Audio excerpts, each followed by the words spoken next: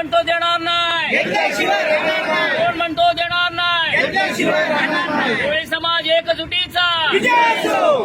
रायगड जिल्हाधिकारी कार्यालयासमोर विविध मागण्यांसाठी कोळी समाजाचे बेमुदत अन्नत्याग आंदोलन 23 जानेवारी 2024 पासून सुरू आहे. कोळी समाजाच्या वतीने बेमुदत आंदोलनकर्ते सुजित आग्रवरकर यांची प्रकृती खालावल्याने त्यांना दुपारी जिल्हा रुग्णालयात उपचारासाठी दाखल करण्यात आले आहे. आंदोलनकर्ते सुजित आग्रवरकर हे मुरुड तालुक्यातील बोर्ली ग्रामपंचायत हद्दीतील ताराबंदर येथील रहिवासी आहेत.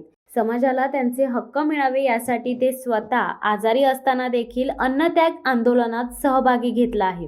आंदोलनाच्या 6व्या दिवशी त्यांना मधुमेह आणि रक्तदाब कमी झाल्याने त्यांना तातडीने अधिक उपचारासाठी जिल्हा रुग्णालयात दाखल करण्यात आले आहे. 1976 पासून कोळी महादेव, डोंगर कोळी, कोळी मल्हार, कोळी ढोर, टोकरे कोळी या अनुसूचित जमातींना अनुसूचित जाती व जमाती आदेश सुधारित कायदा 1976 या कायद्यानुसार संविधानिक अधिकार, हक्क व लाभ मिळत नसल्याने राज्यस्तरीय महाआंदोलन समितीच्या नेतृत्वाखाली हे राज्यव्यापी आंदोलन करण्यात आले असून त्याचाच हा एक भाग आहे.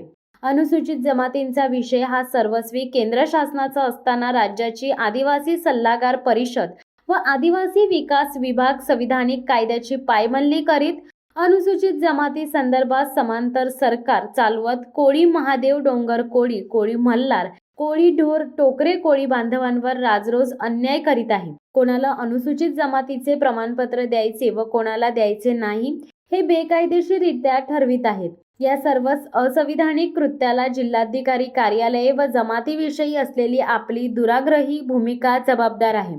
याचा जाहीर निषेध करत असल्याचे आंदोलनकर्ते सुजित आग्रवरकर यांनी सांगितले आहे. जिल्हा रुग्णालयातून डिस्चार्ज दिल्यानंतर परत आंदोलनात सहभागी होणार असल्याचा निश्चय सुजित आग्रवरकर आंदोलनकर्ते यांनी व्यक्त केला आहे. शिवसत्ता टाइम्ससाठी अमोल कुमार जैन, अलिबाग. दे धडक बेधडक वृत्त देणाऱ्या आपल्या शिवसत्ता टाइम्स न्यूज चॅनलला लाल बटन दाबून सबस्क्राईब करा आणि बेल आयकॉनला क्लिक करायला विसरू नका.